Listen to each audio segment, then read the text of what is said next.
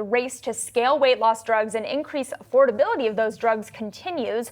Joining us with the details, we got our very own Anjali Kamlani. And Anj, there's a lot of news when it comes to pricing of these drugs. What is top of mind for you in your reporting? Yeah, right now I'm actually focused on next week. On Tuesday, we're going to see Novo Nordisk CEO Lars Jorgensen join Senator Bernie Sanders for what will be a much awaited showdown. Definitely he's gonna get grilled on the pricing, and we're gonna have a chance to listen to him talk to lawmakers, and that is the CEO, talk to lawmakers, including Bernie Sanders, who we know has been really adamant on the idea that these drugs can be sold for lower. We know that Senator Sanders did meet with some pharma executives talking about the fact that the generic versions could be sold at a 90% decrease from the branded prices. And of course, generics will undoubtedly be cheaper, but when do they get on the market? We know that Ozempic, for a fact, will only face generic competition by 2031. That's the earliest that it is set to face competition, even though some parts of the patent for the drug have already expired. So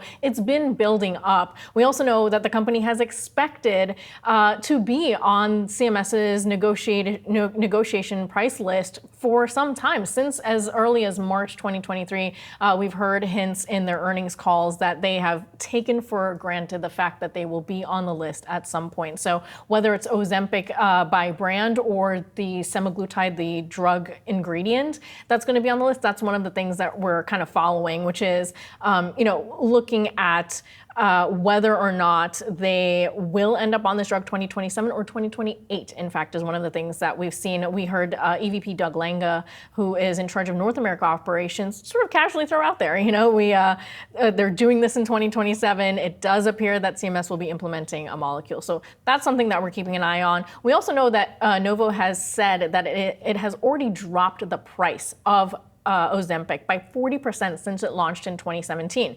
Now, that may be true from the launch price. We did notice a slight uptick from $935 per month to $968 per month in the most recent year or so, in the last year or so. That has been a slight uptick. So it'll be interesting to see how that all goes through when it comes to facing Senator Sanders next week. And so when it comes to delivery of these drugs, what about pills? Yeah, pills is really in the next frontier, honestly. That is where the competition is heating up. We got a number of updates from drug companies like Roche as well as Novo Nordisk last week, promising early stage results. Now, Lilly is way ahead in this category. It has already set the bar with the weight loss standard at about 14% weight loss with the pills once daily. There's so many questions, though. Analysts are really waiting to see. And as you can see on your screen, these are the companies that are in that pill race right now.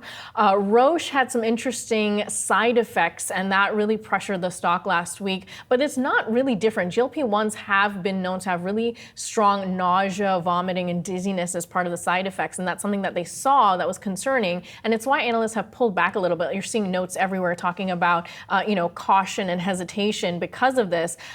Some doctors have said this could be a way to maintain weight after using injectables. Some patients may prefer the weekly, monthly injectables rather than the pills. So the competition in the market itself is so uncertain right now that while it seems appealing, right, the idea of a daily pill versus a weekly injectable, there's still a lot of questions in the air on what that competitive market will look like, what the pricing, in fact, will look like, right? It's much cheaper to make pills than injectables. So a lot of questions up in the air still about that. And certainly a market for cheaper options. When we had that chart up, that was wild. Just the degree of difference in U.S. pricing versus other companies.